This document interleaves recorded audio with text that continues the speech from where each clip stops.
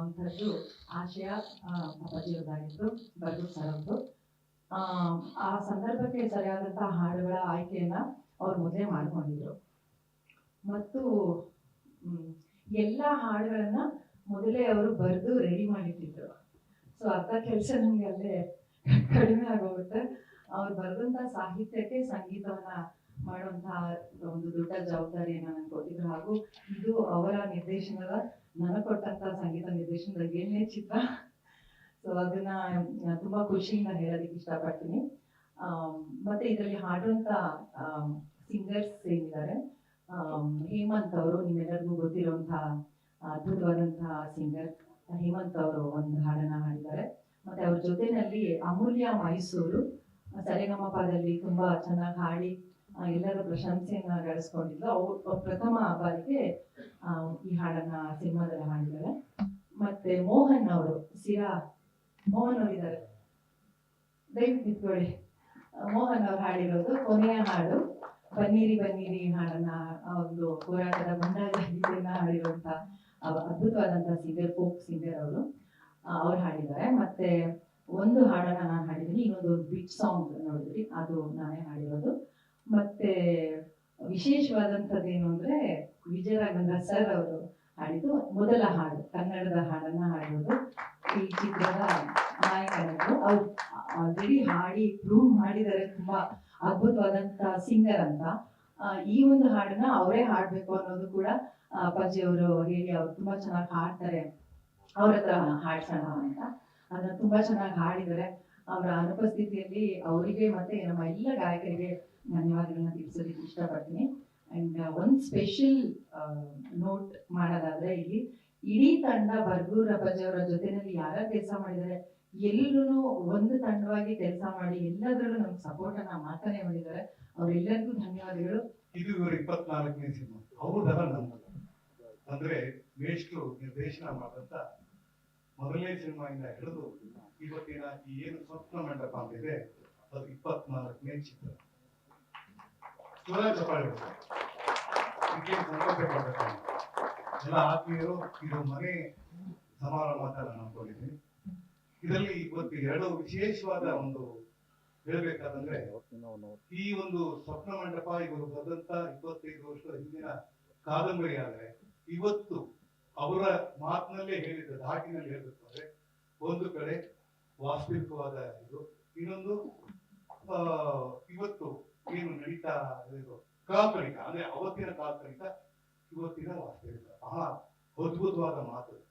ಯಾಕೆಂದ್ರೆ ನಾವು ಯಾರು ರಾಜ ಮಹಾರಾಜರನ್ನು ನೋಡಿಲ್ಲ, ಅಥವಾ ಬರೀ ಕೇಳಿರ್ಬೇಕು, ಅಥವಾ ಅದನ್ನ ಓದಿ ತಿಳ್ಕೊಂಡಿರ್ಬೇಕು.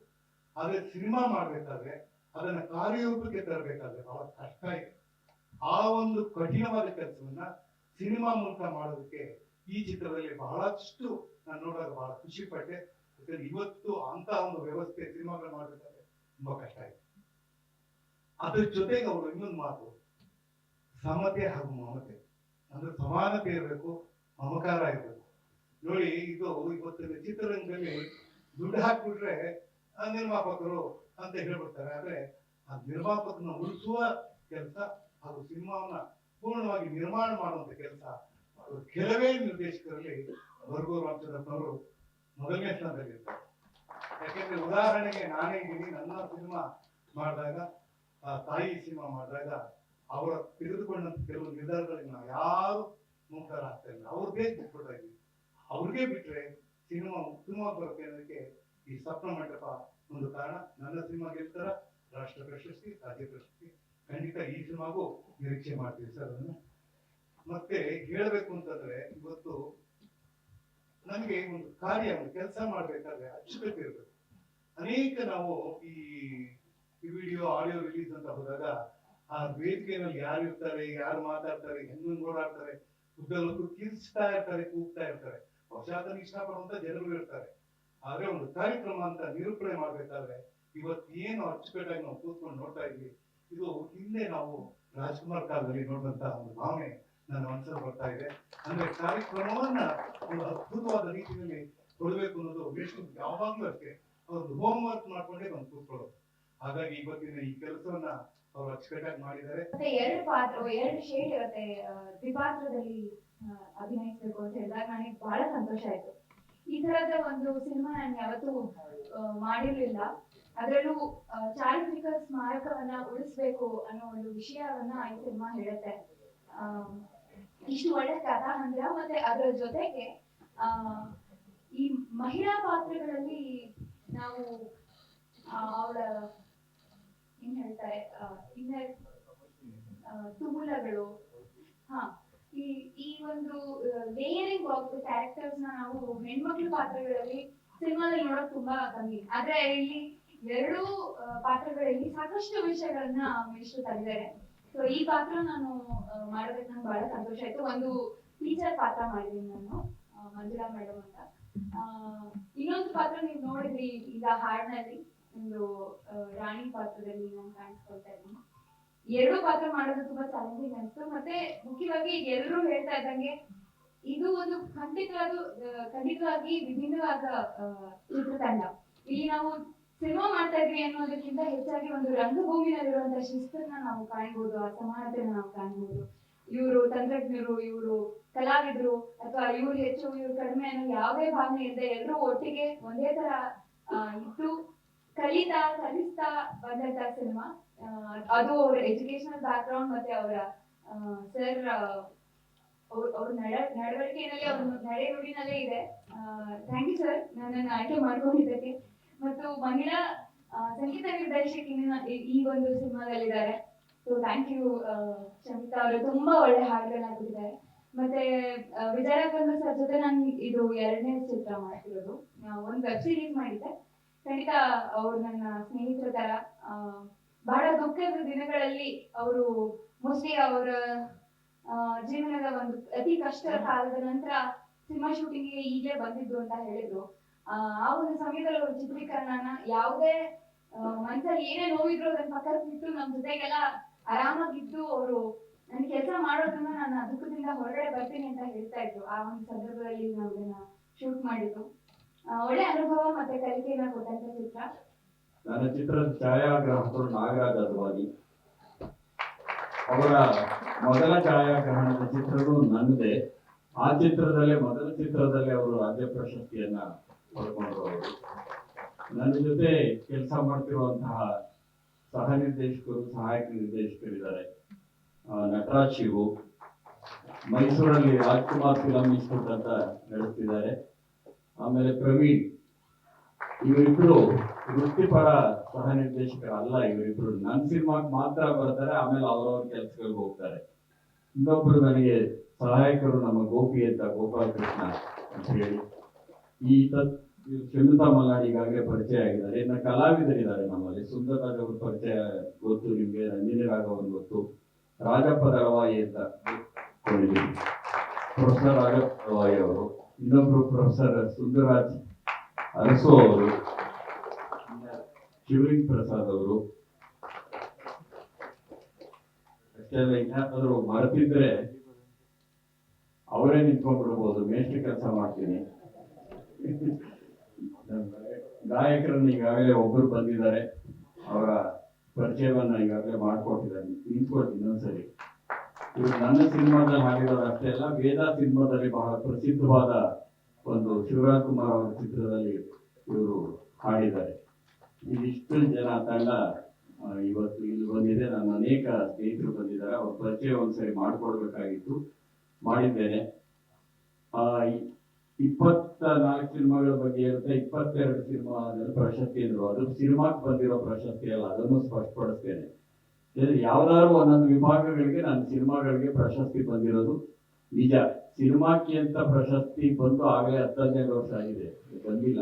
ಆದ್ರೆ ಸಿನಿಮಾದ ಯಾವ್ದಾದ್ರು ಒಂದು ವಿಭಾಗಕ್ಕೆ ಬರುತ್ತೆ. ನನಗೆ ಬರೋದಕ್ಕಿಂತ ವೈಯಕ್ತಿಕವಾಗಿ ಸಿನಿಮಾಕ್ಕೆ ಮತ್ತು ನನ್ನ ಜೊತೆ ಕೆಲಸ ಮಾಡಿರೋ ಪ್ರಶಸ್ತಿ ಬಂದಾಗಲೇ ಹೆಚ್ಚು ಸಂತೋಷ ಆಗುತ್ತೆ.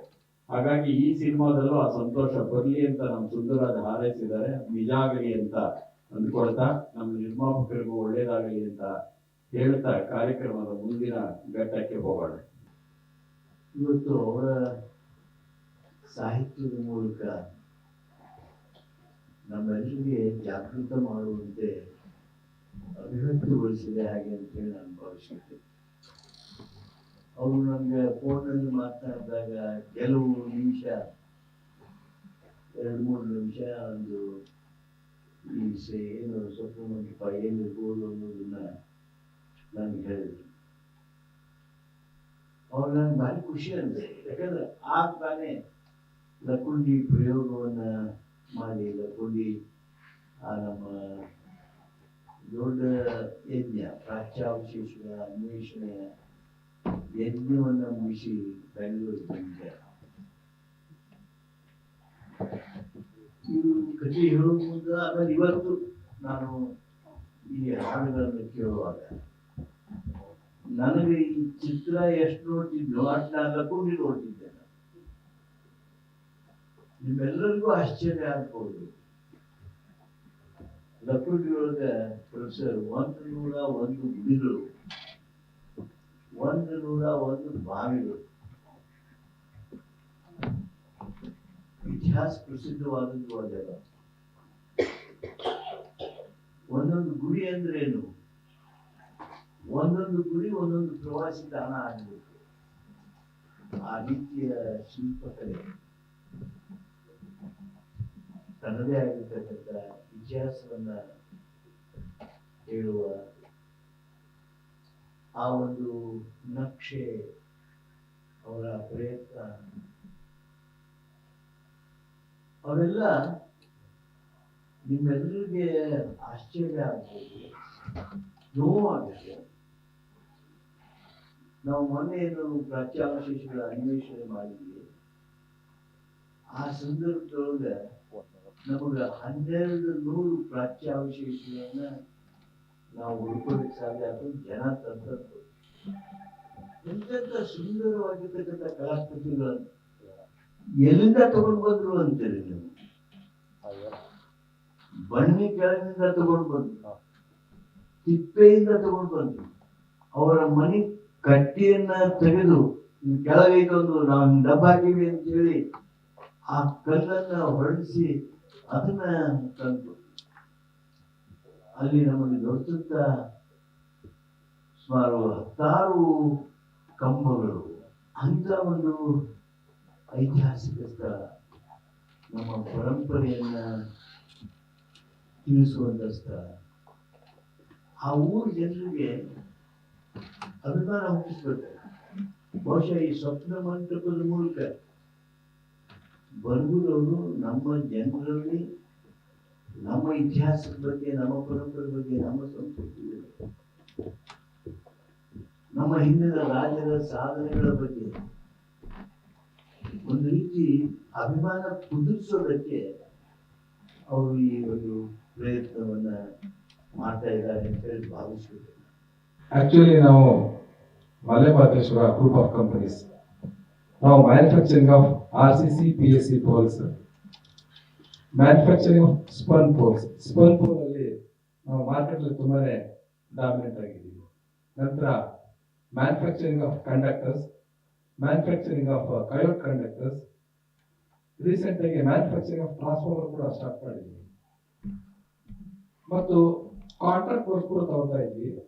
So manufacturing and contract work ಮಾಡ್ತಿದ್ದಂಗಿದೆ ನಮ್ಮ ಮ್ಯಾನೇಜ್ಮೆಂಟ್, ನಮ್ಮ ಗ್ರೂಪ್ ಆಫ್ ಕಂಪನೀಸ್ ಕೂತ್ಕೊಂಡು ಡಿಸ್ಕಸ್ ಮಾಡಿ ನಾವು ಯಾಕೆ ಎಂಟರ್ಟೈನ್ಮೆಂಟ್ ಫೀಲ್ಡ್ಗೆ ಎಂಟರ್ ಆಗಬಾರ್ದು ಅಂತ ನೋಡಿ, ಮತ್ತೆ ಈ ಒಂದು ರಾಜಕೀಯ ಒತ್ತಡ ಮತ್ತೆ ಉದ್ಯೋಗ ಮಧ್ಯೆನೂ ಕೂಡ ಇಲ್ಲ, ನಾವು ಎಂಟರ್ಟೈನ್ಮೆಂಟ್ ಫೀಲ್ಡ್ಗೆ ಎಂಟರ್ ಆಗಬೇಕು ಅಂತ ನಮ್ಮ ಮ್ಯಾನೇಜ್ಮೆಂಟ್ ತೀರ್ಮಾನ ತಗೊಂಡ ನಂತರ ನಮಗೆ ಕಂಡದ್ದು ಮೇಷ್ಟ್ರು.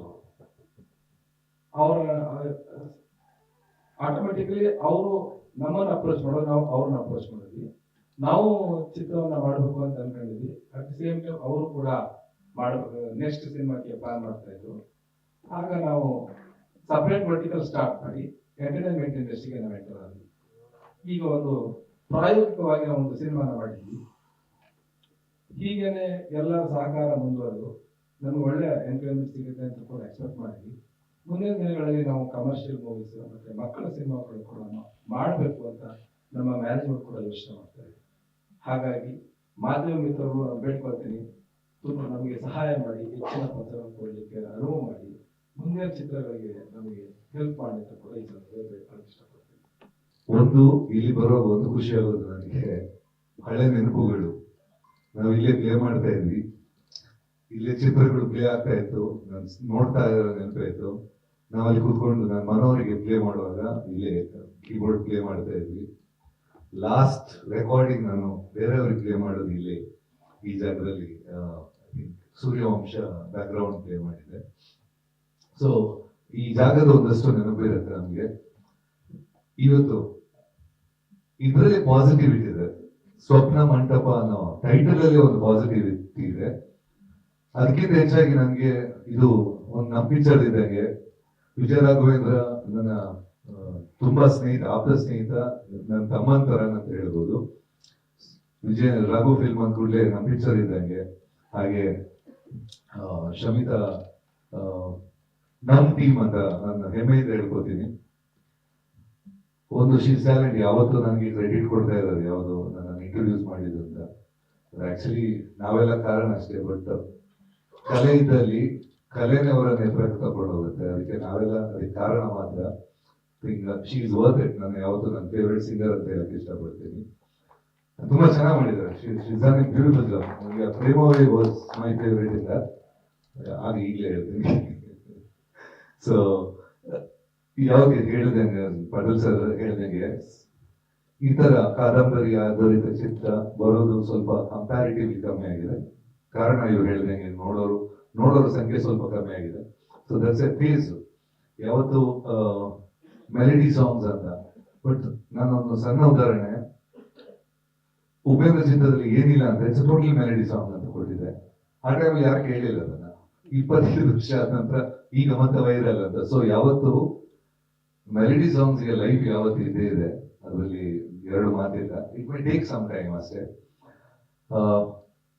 ಆಮೇಲೆ ನಮ್ಮ ಪ್ರೊಡ್ಯೂಸರ್ ಫಸ್ಟ್ ಟೈಮ್ ಪ್ರೊಡಕ್ಷನ್ ಶುರು ಮಾಡಿದ್ದಾರೆ. ಬಾಬು ಆ ಹೆಸರೇ ಒಂಥರ ನಮ್ಮ ಇಂಡಸ್ಟ್ರಿಗೆ ಹೇಳಿ ಮಾಡಿಸಂತ ಹೆಸರು. ನಮ್ಮ ನಿರ್ದೇಶಕರು ಡಿ ಬಾಬು, ರಾಜೇಂದ್ರ ಸಿಂಗ್ ಬಾಬು, ನಿರ್ದೇಶಕರು AR ಬಾಬು, ಒಂದಷ್ಟು ಎಲ್ಲ ನಮ್ಮ ಸೂರಪ್ಪ ಬಾಬು ಅವರು, ಒಂದಷ್ಟು ಬಾಬುಗಳೆಲ್ಲ ಇಲ್ಲಿ ಇಂಡಸ್ಟ್ರಿ ಸಕ್ಸಸ್ ಆಗಿದ್ದಾರೆ. ಅದೇ ತರ ಅವರಿಗೆ ಸಕ್ಸಸ್ ಸಿಗ್ಲಿ. ಸೊ ಈ ಚಿತ್ರಕ್ಕೂ ಇನ್ನಷ್ಟು ಒಂದು ಅವಾರ್ಡ್ ಸಿಗ್ಲಿ. ನಮ್ಮ ಯಾವತ್ತು ನಾನು ದೊಡ್ಡ ಫ್ಯಾನ್ ಅವ್ರದ್ದು. ಅಂದ್ರೆ ನಾನು ಇವ್ರು ಈಗಲೇ ಹೇಳಿದ್ದು, ನಾನು ಯಾವತ್ತು ಅವ್ರನ್ನ ಸ್ಟಾರ್ಟಿಂಗ್ ನೋಡಿದ್ದು ನಾನು ಅಣ್ಣವ್ರ ಜೊತೆ ಒಂದು 2 ಸಲ ಅವ್ರ ಜೊತೆ ಫಸ್ಟ್ ಭೇಟಿ ಆಗಿದೆ ಅವರನ್ನ. ಸೊ ಇವತ್ತು ಅದೇ ಹೇಳಿದಾಗ ನೆನಪಾಯ್ತು ನನಗೆ. ಸೊ ಈ ಪ್ರಾಜೆಕ್ಟ್ ಗೆ ಒಳ್ಳೇದಾಗ್ಲಿ ಅಂತ ಹೇಳ್ತಾ ಇರೋದು. ಗ್ಯಾರಂಟಿ ನ್ಯೂಸ್, ಸುದ್ದಿ ಖಚಿತ, ನ್ಯಾಯ ನಿಶ್ಚಿತ.